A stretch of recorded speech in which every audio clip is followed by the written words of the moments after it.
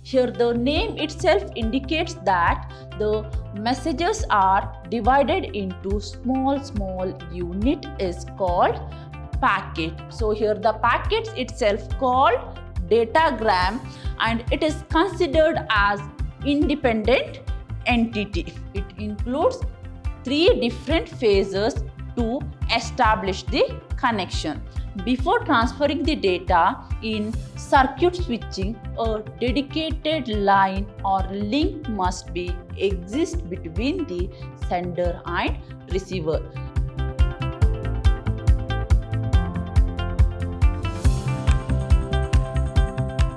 Hello everyone, a warm welcome to my new session. I am Revati, faculty, Department of Computer Science, Vidyashram First Grade College, Mysore.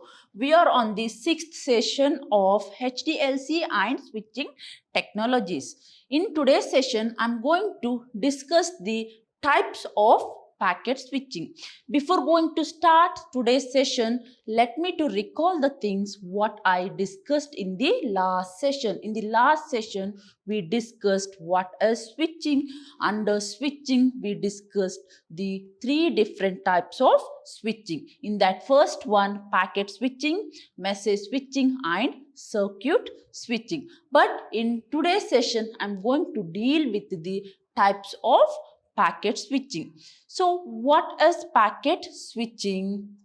The name itself indicates that the messages are divided into small unit called packet. I repeat, here the name itself indicates that the messages are divided into small unit is called packet, and all the packet, that means small units, are transferred individually and independently. So the packets are identified based on their unique identification number. So here the packet switching is defined as connectionless network, where the messages are divided and grouped together, and it is known as packet. I repeat, the messages are divided into small piece is called packet, and each packet is routed from source to destination as individual packet. The actual data in these packets are carried by the payload. I repeat, the actual data what you want to send, that is placed in the payload, and it is carried from source to destination. Where the packet arrives at the destination, it is the responsibility of the destination to put all these packets in the right order, because we know that all the packets are transferred individually. So in the receiving side, the packets are received same manner. Now this is the responsibility of the receiver, is to reorder the packet. The types of packet, that means the different types of packet switching techniques here is datagram packet switching and virtual circuit switching. I repeat, the two types of packet switching, here it is datagram packet switching and virtual circuit switching. Moving further, we are going to get datagram packet switching. So what is datagram? The messages are itself called datagram. So it is a packet switching technology which the packet is called datagram. So here the packets itself called datagram, and it is considered as independent entity because all the packets are transferred independently and individually. So each packet contains the information about the destination, and the switch uses this information to forward the packet to the correct destination. That means each packet, that means along with the datagram, the destination address is attached or appended. So the packet contains information about the destination and switch uses this information to forward the packet to the correct destination. The packets are reassembled at the receiving end in correct order. I repeat, the packets are sent individually and independently. Now, this is the job of the receiver is to reassemble the packet and place all the packets in the order. In datagram packet switching technique, the path is not fixed. So here the intermediate node takes the routing decision and forward the packet. Because in datagram packet switching, we are not going to use any fixed path. That means we are not going to use any predefined path. So here the intermediate node is responsible for taking the routing decision and it is going to forward the packet to the next intermediate node.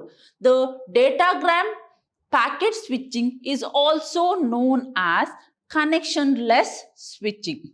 So the datagram packet switching is also called connectionless switching because so there is no fixed path between the sender and the receiver. So the datagram packet switching is called connectionless switching. Consider the example once again. I have sender and I have receiver R. So I have mediator, that is intermediate node S1, and I have S2, and I have S3, and I have S4. So these are my 4 intermediate node, and S and R are the sender and the receiver. Think that now the sender want to send some data to the receiver. So it is packet 1. So the packet 1 is, this is packet 1. So this is packet 2. So packet 2 and packet 3. So if I have S5, then the packet may be P3. So P3. Because we know that the messages are divided into smaller unit and it is called packet. So each packet holds the address, that is the destination address. So in the datagram packet switching, this packet itself called datagram and each datagram holds the destination address. Here we are not going to follow any fixed path. The mediator, that is intermediate node, is responsible for identifying, that means taking the routing decision, and it is going to forward the datagram to the next node. So here the datagram packet is also called connectionless switching. The next we are going to get virtual circuit switching. So this is the another type of packet switching. So here the virtual circuit switching is known as connection oriented switching technique. I repeat, the virtual circuit switching is known as connection oriented switching technique. In virtual circuit switching, before going to transmit the data, a pre-planned route is established before the message are sent. Before going to send the message, a pre-planned route must be established. So a call request, I repeat, a call request and call accept packets are used to establish the connection. In virtual circuit switching, a call request and call accept packets are used to establish the connection between the sender and the receiver. So here the path is fixed for the duration for a logical connection. Here the path is established for the duration of logical connection. Then the virtual circuit switching includes three different phases. It includes three different phases to establish the connection. So, to establish the connection, what are the packets we are going to send? That is call request, and call accept. The three different phases are setup phase, then we have data transfer phase, and we have tear down phase. So what are the phases we have? One is setup phase, that means establish the connection between, that means there is a pre-planned connection between sender and receiver, then transfer the data, then tear down phase. Let's see these phases one by one. So first we are going to get setup phase. So what is setup phase? So the setup phase is nothing but a connection establishment phase. So the connection is set between the source and destination machine in this phase. That means the predefined connection is established between source, that is sender, and the destination is nothing but the receiver. So a request packet is sent from the source is nothing but the sender, to create the path and as a confirmation, and destination is nothing but the receiver, so will send back an acknowledgement packet. So here the request packet may be a call request and call accept. So a request packet is sent from the source, that is call request packet, to create a path and confirmation. Then the receiver side, the destination machine is going to send the acknowledgement back to the sender, that is call accept. So all the informations are carried out during this setup phase. In the sense, sender address and the receiver addresses are exchanged during this setup phase. So once the route to the destination is discovered, that means once the route to the destination is pre-planned, the entry is added to the switching table. That means once the route is decided how to reach the destination, that particular information is stored in the switching table. For intermediate node, that means to reach source to destination, what are the intermediate node it want to reach, or it want to travel, or it want to cross, all the informations related to the routings are stored in the switching table. So I repeat, once the destination is discovered, then the complete information about the intermediate node and how to reach the destination, all the informations are placed in the switching table. Now consider the example. So S is my sender and R is my receiver. Now S1 and S2 are the mediator or intermediate node. So in the setup phase, a predefined path is decided. That means, so during setup phase, a predefined path is established, and this is indicated by the dash line. So the packet or datagram is travel from source to destination via the intermediate node S1. Moving further, then what is the next phase? That is data transfer phase. So in this phase, the information or packet or the datagrams are transferred from source to destination machine. So during the data transfer, the packet header contains the informations like length of the packet, time and sequence number. So let's see the example. S1 is my sender and R is my receiver. S1 is my mediator, intermediate node, and S2 are the intermediate node. So in the setup phase, the connection is established between the sender to S1 and from S1 to receiver. So now the connections are established from sender to receiver via the S1. So in the data transfer phase, now the packets are sent from source to destination via S1.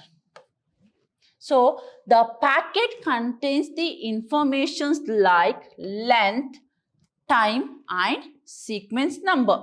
Next, we are going to get the another phase, that is tear down phase.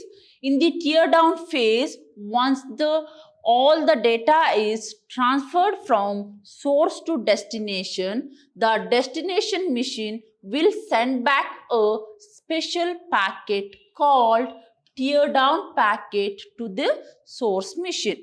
That means after the transmission of packet from sender to receiver, so here the receiver is responsible for transferring tear down packet to the sender. Once the sender receives the tear down packet, then the sender is going to understand that all the packets are received successfully by the receiver. Now the connection will be disconnected. Now the connection will be disconnected. Consider the example. So S1 and R are the source and destination. S1 and S2 are the intermediate node. So during tear down phase, the receiver is going to send the tear down request to the sender. Now the sender is going to understand that all the packets are successfully received by the receiver. Now the sender and receiver want to disconnect each other. So there is no path between the sender and receiver. That means there is no predefined path between the sender and the receiver. So this is the job of the tear down phase. Moving forward, we are going to get the difference between datagram approach and virtual circuit approach. So the node is responsible for making the decision. That means node takes routing decision to forward the packets. In datagram approach, the intermediate node is responsible for taking the routing decision, whereas in the virtual circuit, nodes does not take any routing decision, because at the beginning itself, a pre-planned connection is established between the source and the receiver, and that is placed in the switching table. So the next difference here is conjunction cannot occur as all the packet travel in different direction. That means, so in the datagram approach, we are not going to follow the particular route. So the packet can able to travel in any route. So the conjunction, that means traffic cannot occur. Whereas in virtual circuit, the congestion is occur because we are going to use the fixed path. That means all the packets are travel from source to destination in only one direction. So the congestion can occur.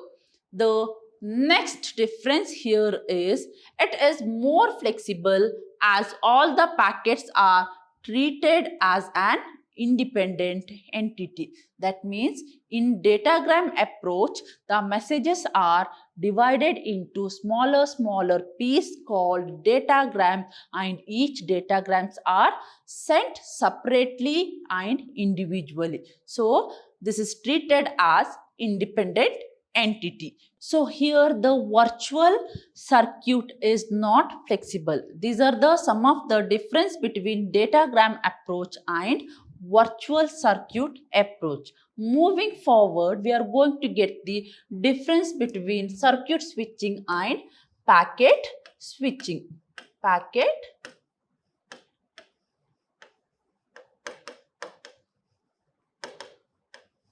Let's see the difference between circuit switching and packet switching one by one. In circuit switching, a circuit need to be established to make sure that data transmission take place. That means before transferring the data in circuit switching, a dedicated line or link must be exist between the sender and receiver. In packet switching, each packet contains the information that need to be pre-processed, goes through the dynamic route. That means in the packet switching, we are not going to follow any dedicated route, and it is mainly based on the dynamic routing. The next difference under circuit switching is a uniform path is followed throughout the session. That means a same path or uniformed path is followed throughout the session in circuit switching, whereas there is no uniform path is followed between the sender to receiver throughout the session, and it is mainly based on dynamic routing. So the path may change from one packet to another.